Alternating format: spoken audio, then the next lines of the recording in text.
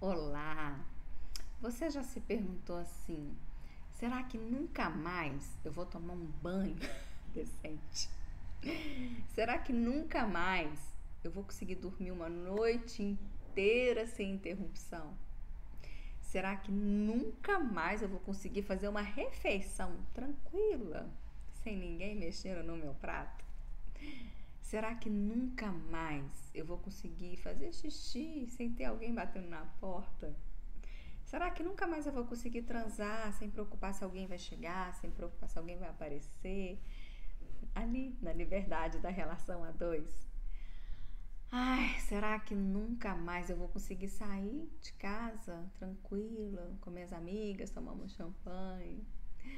Será que nunca mais eu vou conseguir sair com meu marido pra uma baladinha, pra um forró, pra um sertanejo, dar uma namorada? Será que nunca mais, né? Eu acho que toda mulher já se fez essas perguntas, ou se faz ainda de tantas coisas, né? Realmente não tem como, né, gente? A gente vira mãe, a gente vira outra pessoa. A gente vira outra pessoa no sentido de a gente mudar muitos hábitos, né? Mudar valores. E isso é muito, eu acredito que isso é muito benéfico, né? Eu vou contar uma historinha.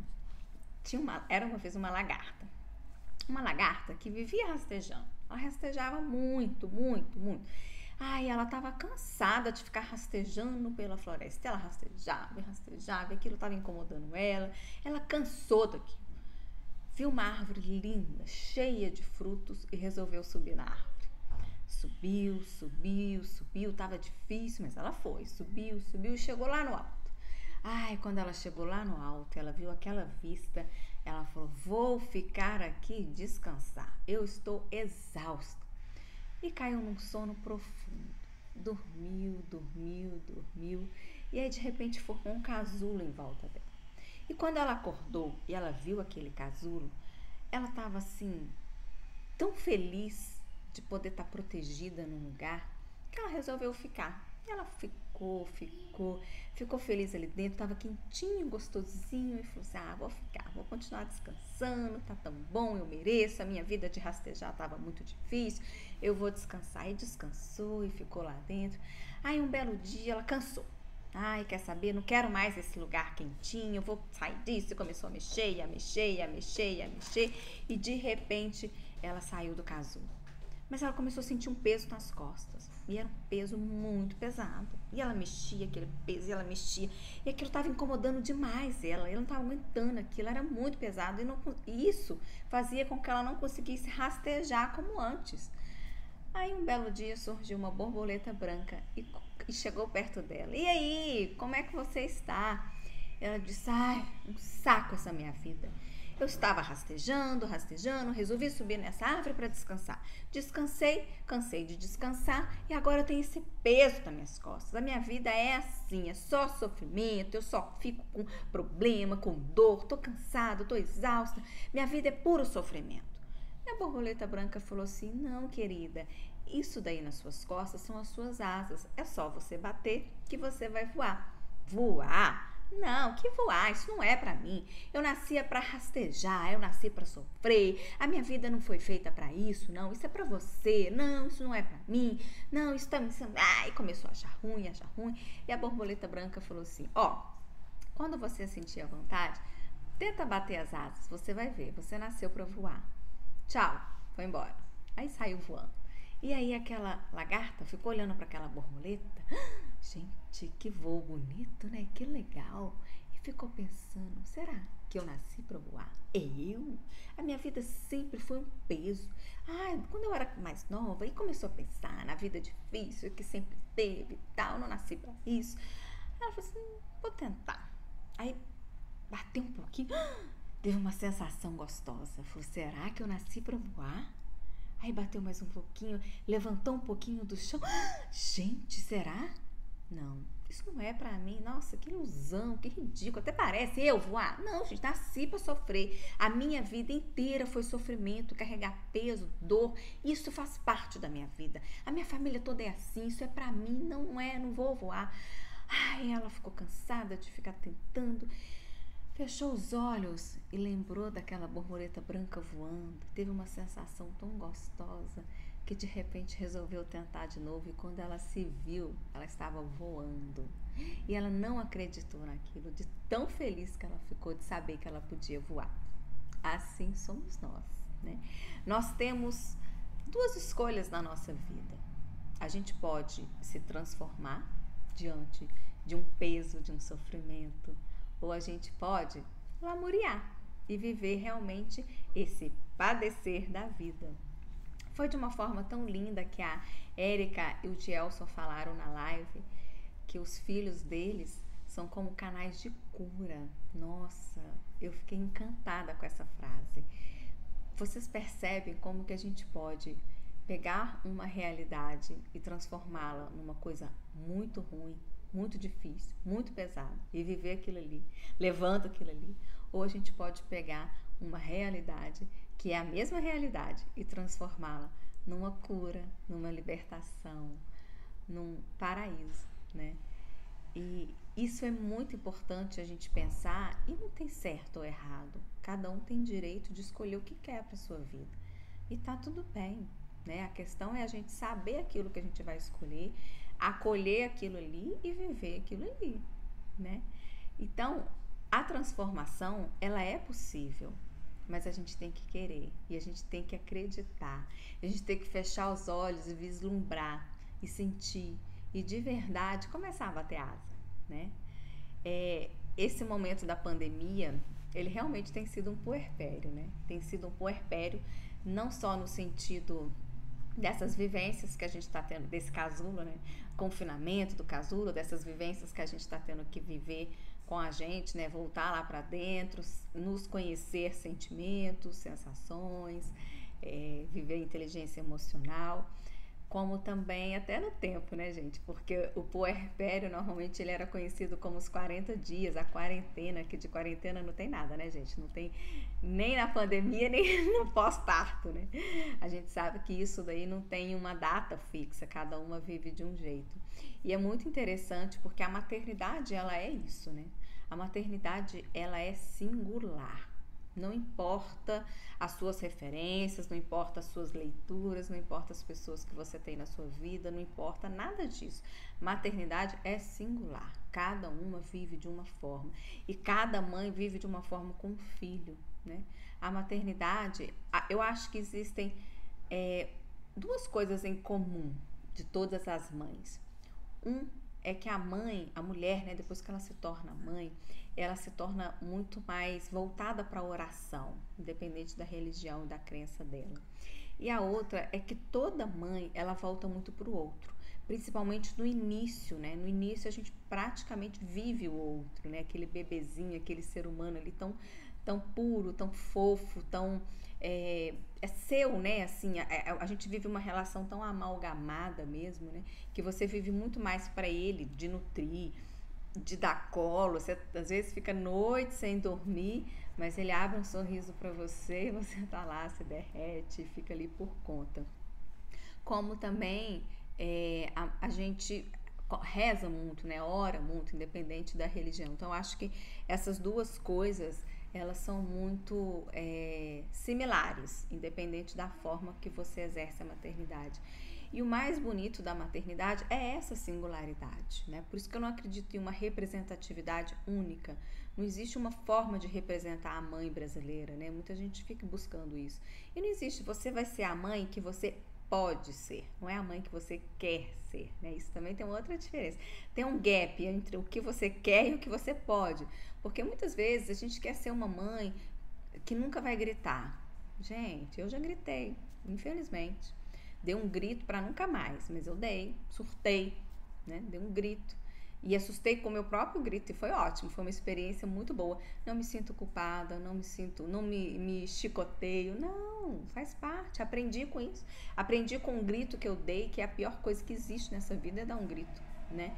E nunca mais gritei.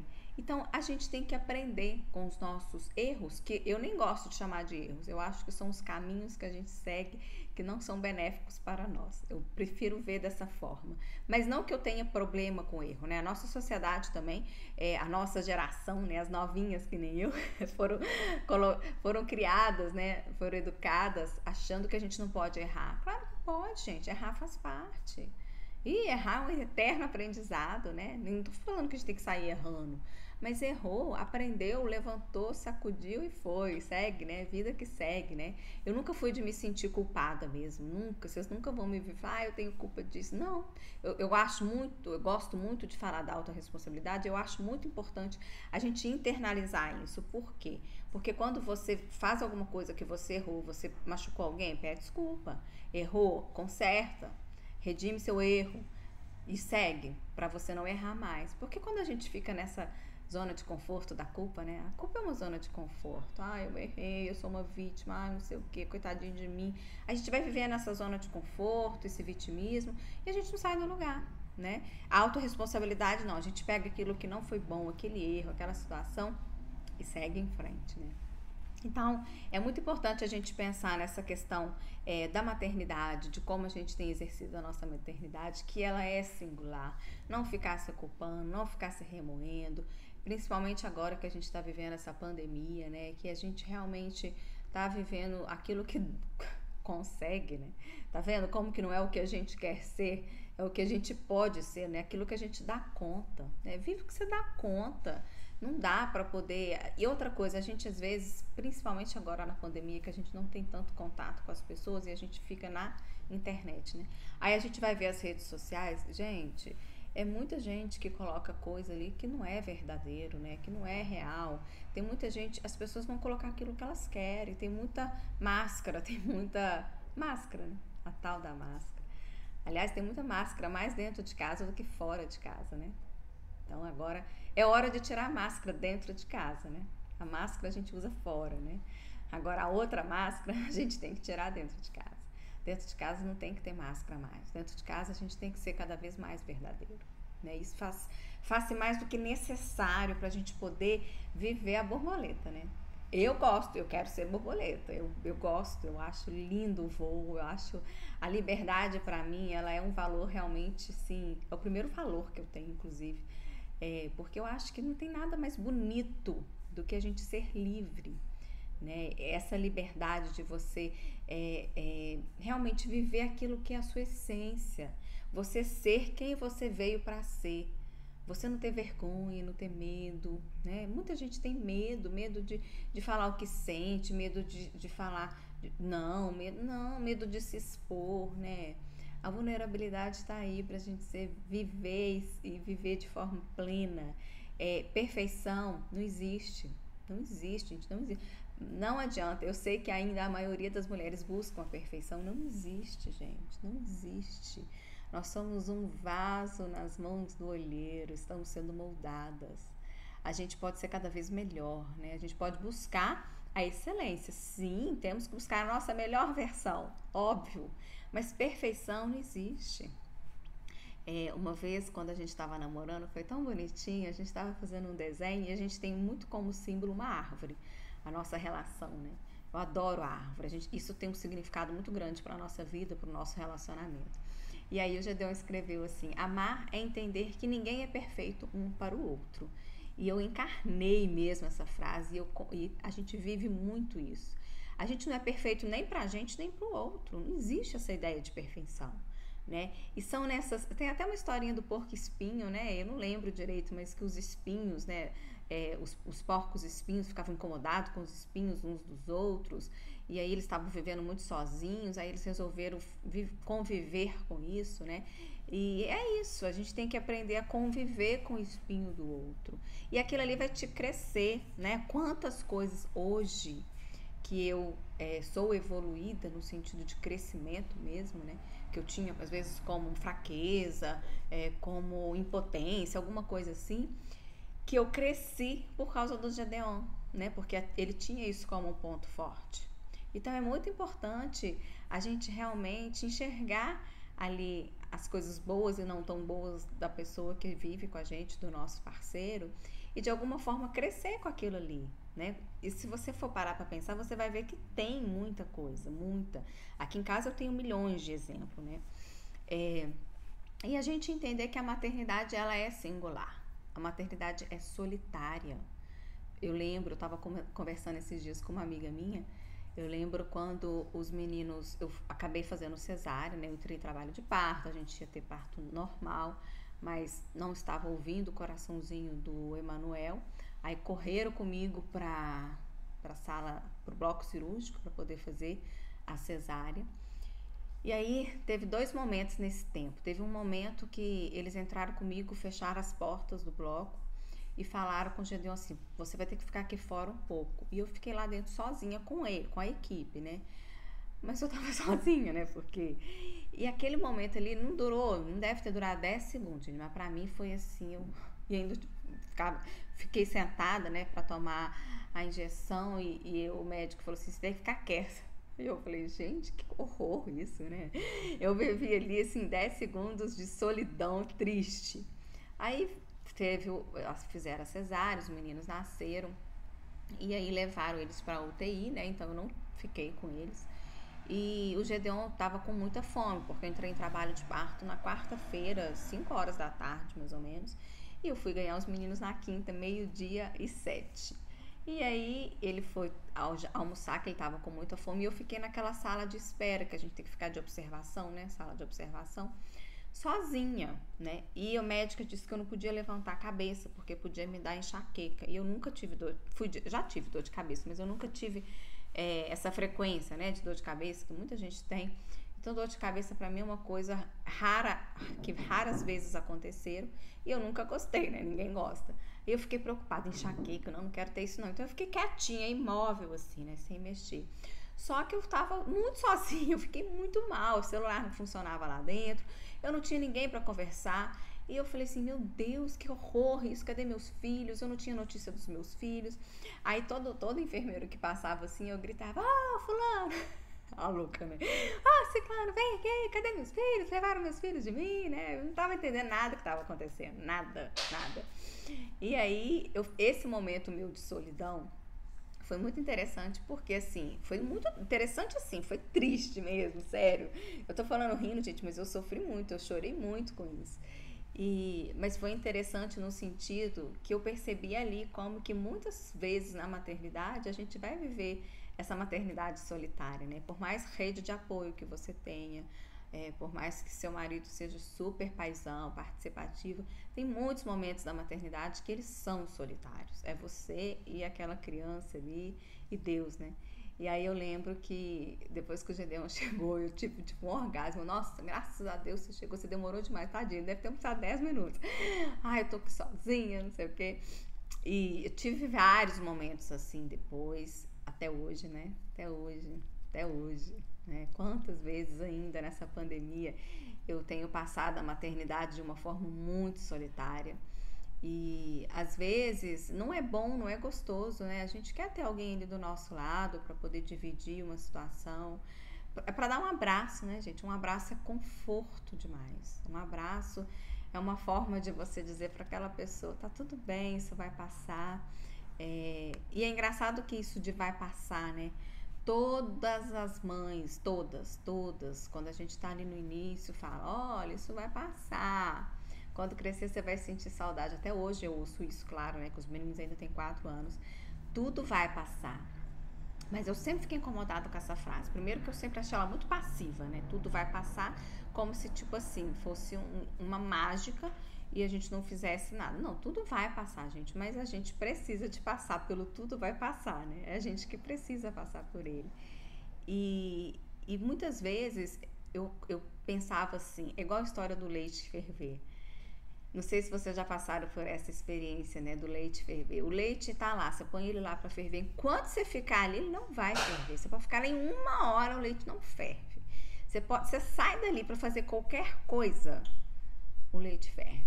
e aí suja o fogão, né? Essa teoria do leite ferver, ela é incrível. E a mesma coisa assim na vida da gente. Quando as pessoas falavam assim, tudo vai passar e você fica focada naquilo ali, né?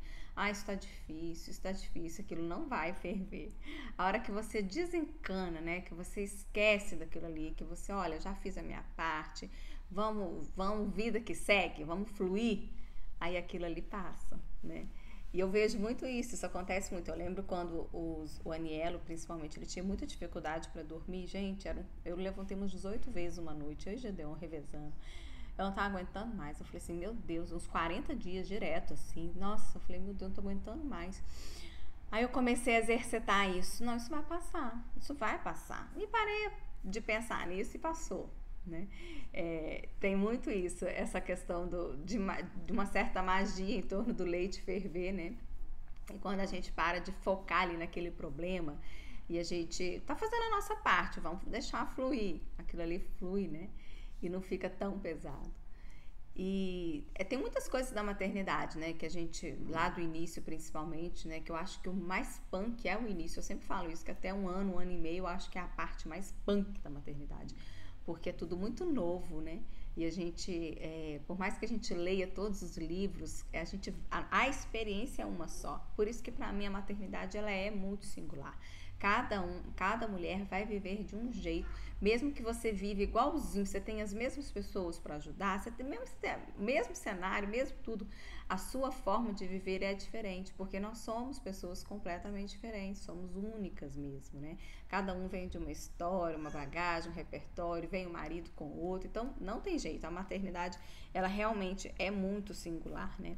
E a gente entender também que a Érica e o Gelson falaram isso de uma forma muito bacana mesmo, a gente educar é um aprendizado. A gente acha que muitas vezes a gente vai educar aquela criança, a gente vai criar aquela criança e fazer aquela criança aprender alguma coisa, e muitas vezes somos nós que vamos aprender, né?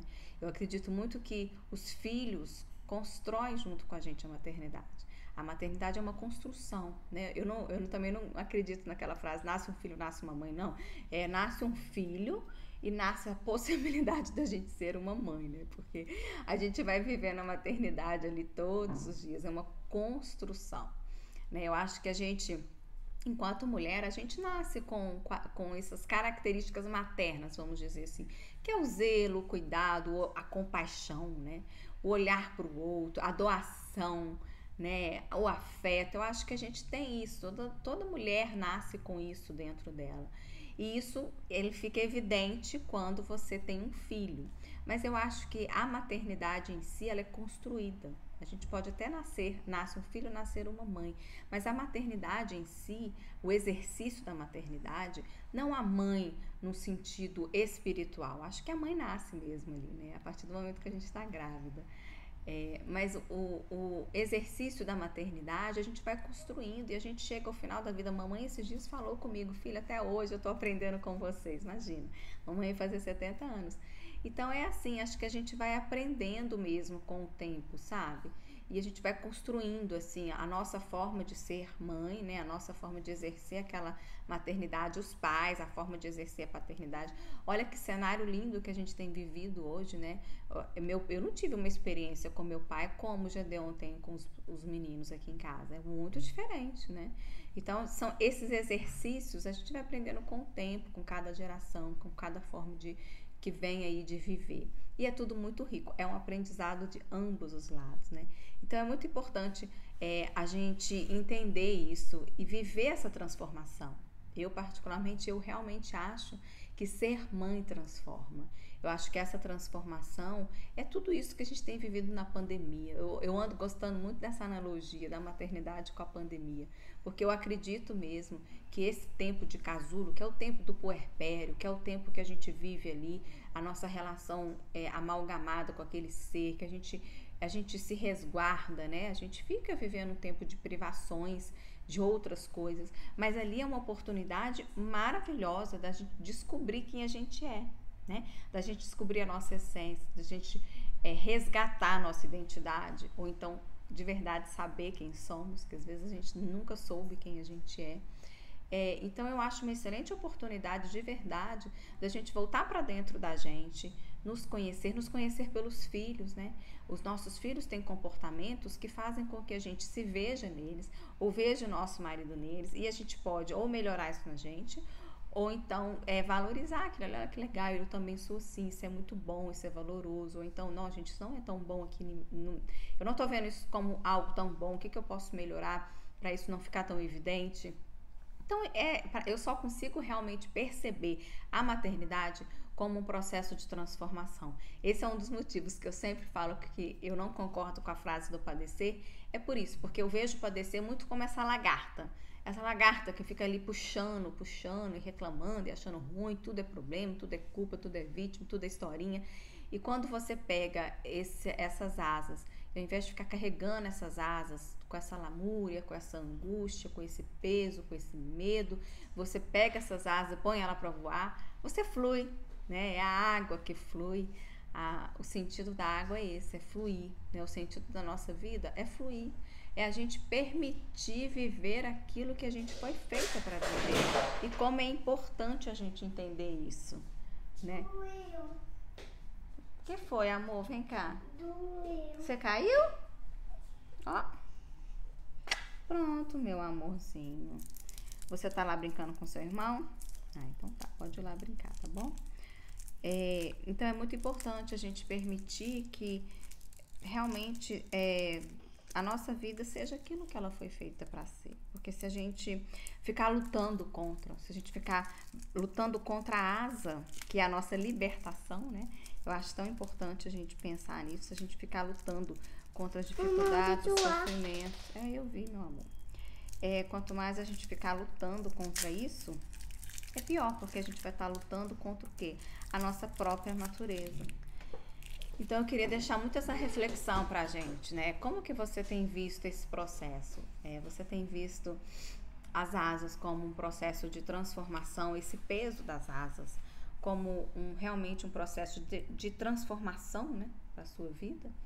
Ou você tem visto isso como um peso mesmo, como uma coisa impossível de carregar para você? Realmente, você acredita que de verdade você não foi feita para voar? Porque eu quero ser a borboleta branca para te dizer que sim, você foi feita para voar. Acredite nas suas asas, acredite em si. Fortaleça aquilo que está dentro de você. Olha lá dentro de você. Busque a sua essência, busque a sua raiz. Tem um poder divino dentro de você. Conversa com Deus. Conversa. Sabe aquele momento do casulo mesmo, que é aquele escurinho, né? Que a gente fica ali, só a gente e ele. Fica ali um tempo. Fica o tempo que for necessário. Mas fica esse tempo ali para você poder fortalecer as suas asas, para que você possa realmente desfazer o casulo e colocar as asas para voar. Eu quero ser essa borboleta branca para você, para te dizer que sim, isso não é uma filosofia, isso não é uma poesia, isso não é uma teoria, isso não é algo, não, isso é real. É real porque eu sou uma delas. Então acredite em você, de verdade. Acredite nesse potencial que você tem de bater as suas asas e voar. Fácil? Não. Simples? Também não. Mas é uma libertação. Se você quer viver de verdade a liberdade de ser quem você veio para ser, então não desanima. Coragem, coragem. Já falava na Bíblia, né? Põe o pé que o mar vai abrir. Coragem. Põe o pé que o mar vai abrir.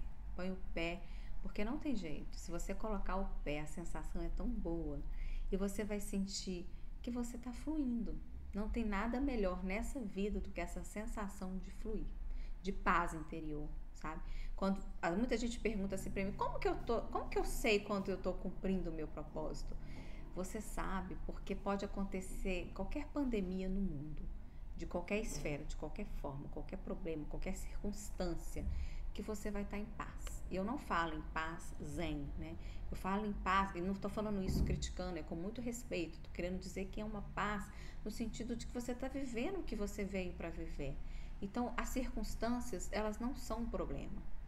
Você vai continuar vivendo, porque aquilo ali faz sentido para você. Então, Viva o casulo no tempo que precisa ser vivido, nem mais nem menos. Você vai sentir dentro de você quanto tempo que você tem que ficar nesse casulo. Vive o casulo, mas não deixe de bater asas e voar. Eu quero de verdade ser essa borboleta branca que veio para dizer para você que você pode voar sim. Existe essa possibilidade. Basta você escolher que você quer voar ou se você quer continuar rastejando. Um beijo, fica com Deus e até a próxima. A gente se encontra no voo. Ou vai ou voa, né?